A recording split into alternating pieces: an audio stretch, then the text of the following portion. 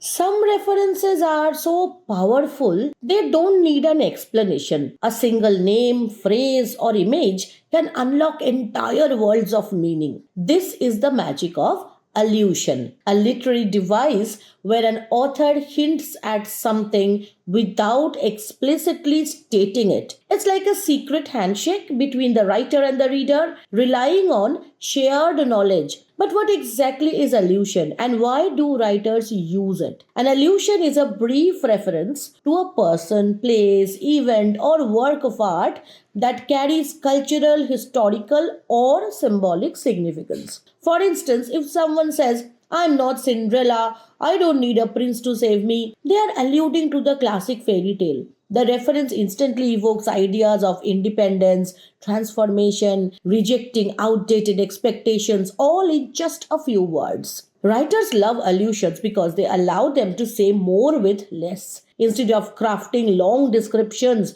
or explanations, they can drop a well placed nod to Shakespeare, the Bible, Greek mythology, or pop culture, trusting readers to fill in the blanks. Take T.S. Eliot's iconic poem The Wasteland. In one line, he writes, I have seen the moment of my greatness flicker, which alludes to Julius Caesar's assassination, a moment when power and ambition crumbled in an instant. Without needing to explain the history, Eliot adds weight and tragedy to his own lines. Allusions aren't limited to literature either. Movies, music, and even everyday speech are full of them.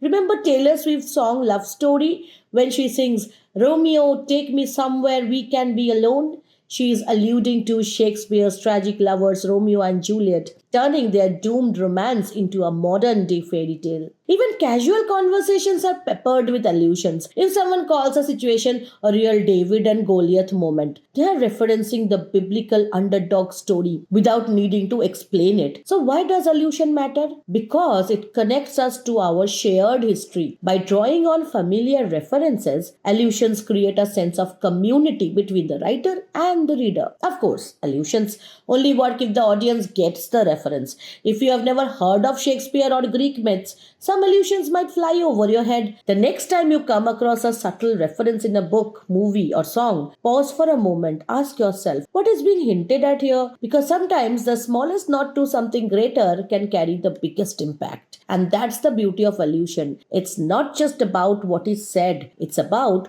what is remembered.